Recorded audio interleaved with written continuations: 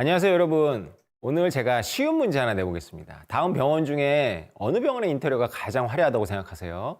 성형외과, 치과, 내과. 이렇게 물으면 전부 성형외과, 치과, 내과 순으로 인테리어가 수수해진다고 답을 하십니다. 그런데 왜 그런지 물어보면 대답이 제각각이에요. 성형외과가 미모를 다루는 곳이기 때문에 인테리어가 가장 화려하다고 답하는 분들이 있죠. 그러면 제가 여쭤봅니다. 그럼 치과는 왜 내과보다 더 화려해요? 라고 물으면 이제 좀 주저하시죠. 토마스 셀링이라는 전략 이론가가 있습니다.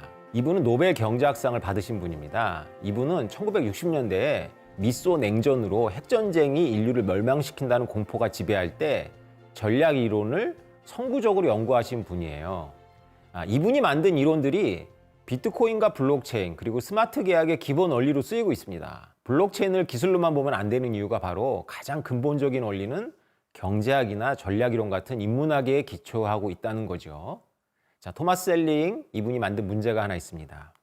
초짜 인질범이 범죄를 저지르고 마음먹었습니다. 아마 뭐 잘못 투자해가지고 돈을 많이 날리셨나 봐요. 그래서 여러분을 납치했습니다. 여러분은 인질이에요. 인질과 함께 피자도 먹고 며칠을 같이 지냈습니다. 인질범에 대해서 아는 게 굉장히 많아지겠죠? 여러분들이 이 인질범이 생각보다 착한 사람이라는 것을 알고 이제 설득을 하기 시작합니다. 나를 풀어주면 경찰 수사에 협조하지 않겠다고, 그러니 없었던 일로 하자고. 그런데 인질범 입장에서는 이 제안을 믿을 수 없죠.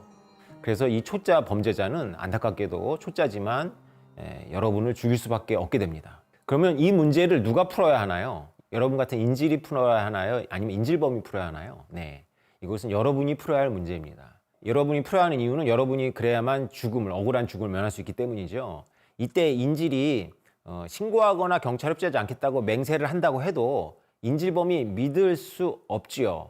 인질이 이 문제를 맹세로만은 해결할 수가 없기 때문에 이것을 맹약의 어려움이라고 부릅니다. 맹약의 어려움.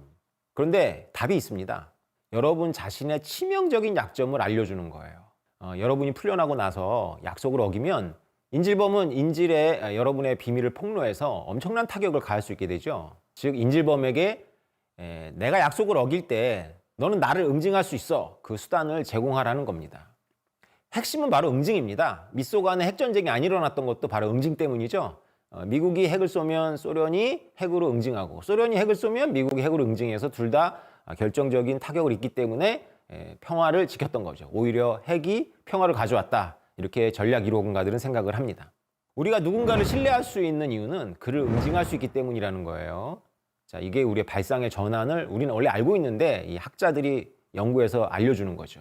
비트코인은 스마트 계약이라는 개념을 꽃피울 수 있도록 하고 있습니다. 먼저 스마트 계약이라는 게 스마트 콘트랙이라고도 불러요. 스마트 계약이라는 게 뭔지 설명드려야겠네요.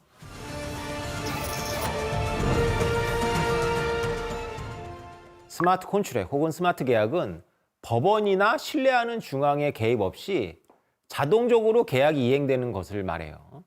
예를 들어서 내일 날씨를 놓고 여러분이 친구와 내기를 하는 겁니다. 이것도 일종의 계약이죠. 내기지만 내일 비가 오면 내가 이기고 해가 뜨면 그 친구가 이겨요. 친구 사이에서야 이런 게임이 잘 진행되겠죠. 그런데 만약에 이게 진짜 거액이 걸려있다고 생각해 보자고요. 그리고 여러분이 게임하는 상대도 친구가 아니야. 그럼 이것을 자동으로 할 수 있을까요?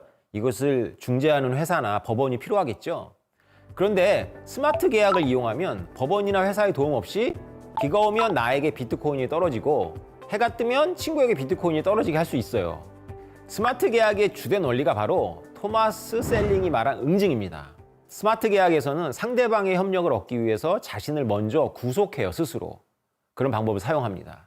마치 인질이 자신의 약점을 드러내는 것처럼요. 예를 들어서 상대가 동의해야만 찾을 수 있는 주소에 비트코인을 보내놓는다거나 뭔가를 주도적으로 하는 사람은 시간이라는 감옥에 먼저 갇히게 되어서 배신을 하면 이익을 얻기보다는 상대로부터 응징을 당하게 설계가 되는 게 바로 스마트 컨트랙이죠. 이렇게 설명해서는 무슨 말인지 잘 모르시겠죠? 걱정하지 마세요. 제가 풀어드릴게요. 인질과 인질범이 어떻게 스마트 계약을 하는지 상상을 해보도록 하죠. 인질이 아무리 자신의 과거를 말해도 인질범이 믿질 않습니다. 너가 진짜 사람을 죽였어? 너 진짜 바람펴? 너 정말 회사 돈 횡령했어? 이렇게 물어보면 할 말이 없잖아요. 그렇다고 이런 극단적인 상황을 대비해서 평소에 이런 범죄를 저질러 놓으라는 뜻은 아닙니다. 네. 아무튼 인질범이 여러분을 믿지 않잖아요. 이제 어떻게 하면 되냐 하면요. 둘이 비트코인 지갑을 하나 만들어요. 그리고 그 비밀키가 보통은 하나가 필요한데 그걸 둘로 나눕니다. 키를 둘로 딱 쪼개가지고 나눠요. 이건 무슨 얘기냐면 여러분들 영화 보면 그 은행의 금고에서 키 2개가 들어가야지만 딱 열리는 거 있잖아요. 그렇게 만드는 거예요. 내 키하고 인질범의 키가 딱 2개가 들어가야지 열리도록 그걸 다중지갑이라고 합니다. 여기는 입금을 할 수가 있어요. 입금하면 이제 나는 다시 못 찾죠. 둘의 동의가 있어야 돼요. 출금을 하려면 둘 모두 열쇠를 넣어가지고 열어서 빼야 돼요. 이걸 다중지갑이라고 해요. 여기에 비트코인 10개를 넣는 겁니다. 근데 여기서 중요한 거는요. 이 10개의 비트코인이 누구 주머니에서 나왔는지는 하나도 중요하지 않아요. 이것이 누구한테 가느냐가 중요한 거예요.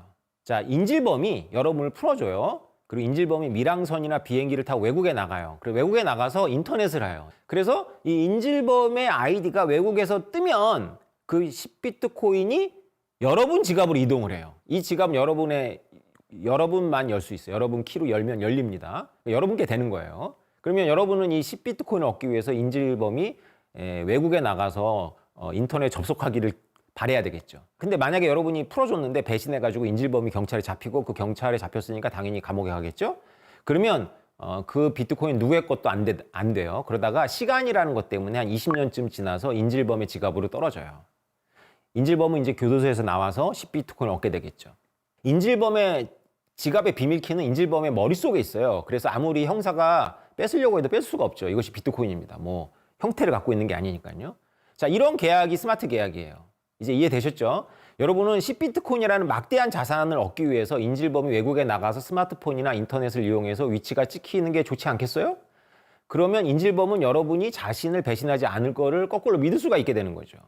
즉, 배신은 응징을 당하기 때문에 둘 사이에 신뢰가 형성되고 여러분은 목숨을 건질 수 있게 되는 겁니다.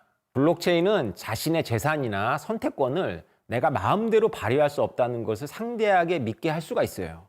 그것도 법원이나 은행 같은 기관의 도움 없이 말입니다. 스마트 계약이라고 하진 않지만 이렇게 비트코인을 이용해서 자기를 구속해서 상대를 믿게 할 수 있는 방법을 하나 또 설명해 드릴게요.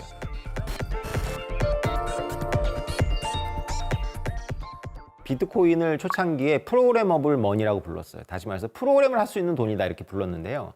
이거는 그 프로그램을 할 수 있는 돈의 속성을 설명해 드리는 겁니다. 이번에 러시아가 우크라이나를 침공하는 바람에 많은 여성과 아이들이 폴란드로 피난을 갔잖아요. 매스미디어가 이 불쌍한 어린 아이들이 딱한 처지에 있다는 것을 막 보여주죠. 여러분들이 그들을 돕고 싶어요. 이런 상상을 해보자고요. 인터넷이나 신문에 폴란드 난민촌에 있는 우크라이나 아이들이 저마다 QR코드, 비트코인 지갑이 찍힌 QR코드를 이렇게 들고 있어요. 그럼 사진에 나오겠죠. 여러분은 너무나 마음이 아파서 얘네들한테 내가 10만 원 혹은 만 원이라도 보내주고 싶다고 생각할 수가 있어요. 좋은 마음입니다. 그래서 여러분들은 비트코인으로 그들에게 이렇게 보냅니다. QR코드를 찍어가지고.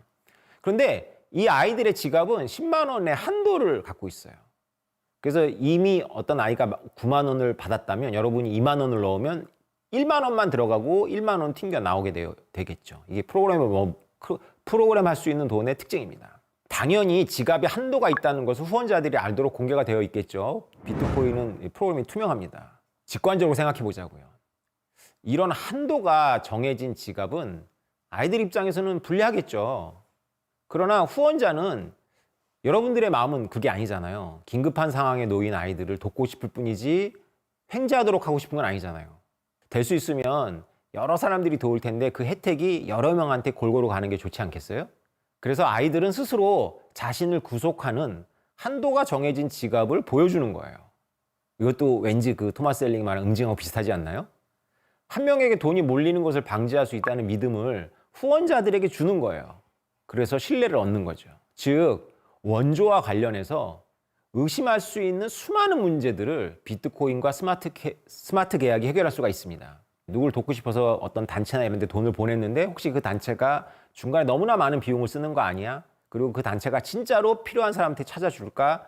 이런 별의별 생각을 우리가 할 수 있잖아요. 그것을 바로 비트코인과 스마트 계약이라는 원리로 해결할 수가 있게 돼요. 이런 거를 잘 활용하면. 이 때문에 오래전부터 미국의 MIT 대학을 비롯해서 많은 기관들이 비트코인과 블록체인의 원리를 이용해서 기부금이나 재난구호 방식을 연구하고 있어요. 근데 여러분, 제가 이 이야기를 한다 그래서 중간에 낀 단체들을 여러분 비난하면 안 돼요. 왜냐하면 중간에 낀 단체들은 여전히 존재할 겁니다. 왜 존재하죠? 돈을 전달하는 것보다는 더 중요한 역할을 이제 하게 될 거예요. 진짜 어려움에 처한 아이들이나 진짜 어려움에 처한 사람들을 발굴하고 찾아내겠죠.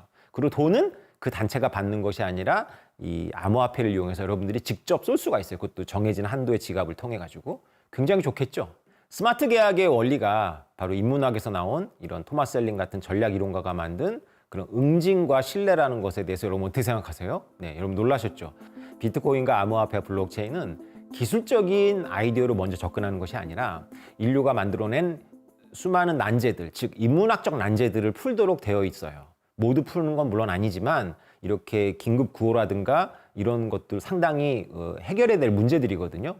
자, 이제 첫 번째 문제로 돌아가야 되겠죠. 예, 여러분 첫 번째 문제 돌아가서 성형외과, 치과, 내과의 경우 왜 성형외과가 가장 인테리어가 화려할까요? 네, 그것은 고객이 찾아가는 빈도와 관련이 있습니다. 여러분들이 성형외과를 더 많이 가세요? 치과를 더 많이 가세요? 네, 어떤 분들은 성형외과를 더 많이 갈 수 있지만 일반적으로 성형외과를 많이 가면 좀 심각한 거죠. 네, 성형외과를 가장 안 가기 때문에 그 병원에 대해서 진짜 내 얼굴을 맡겨도 되는지에 대해서 여러분에게 정보가 많아요? 부족해요?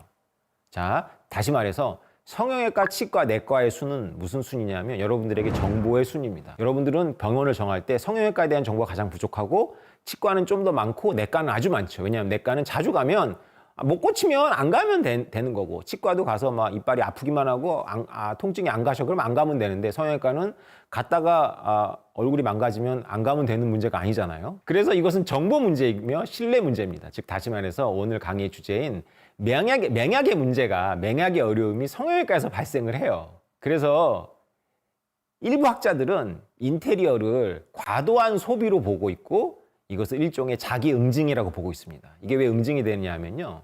그 성형외과 원장님이 실력이 없어요. 근데 인테리어에는 어마어마한 돈을 들였단 말이에요. 그러면 그거 어떻게 될까요? 망하겠죠. 크게 망할 겁니다. 그래서 그 으리으리한 인테리어가 바로 이 성형외과를 고르는 소비자들한테 신호를 보내는 겁니다. 내가 실력이 없다면 이런 거를 유지할 수 없어. 이런 신호겠죠. 그래서 저 같은 강사가 여러분들 앞에서 명품 백을 딱 갖고 나와서 커터칼로 팍 찢어버리는 겁니다. 그럼 여러분들은 깜짝 놀라겠지만 나한테는 이런 게 집에 너무나 많다. 이런 거를 나타내는 거예요.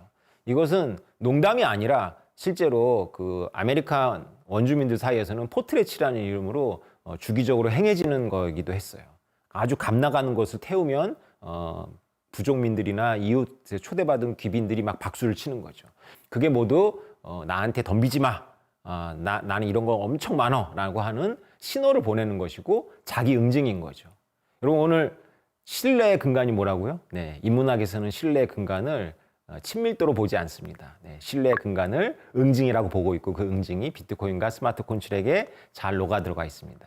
맹약의 어려움은 우리 생활 곳곳에서 발견되죠. 입사도 마찬가지예요. 입사를 하고 나면 잘 못 자르잖아요. 그래서 대기업에서 사원을 뽑을 때마다 맹약의 어려움으로 골치를 아픕니다. 이 친구가 과연 서류에 나온 대로 그 다음에 면접 볼 때처럼 그렇게 성실한가? 늘 고민하겠죠. 왜냐하면 일단 뽑아놓으면 태도가 바뀌니까요.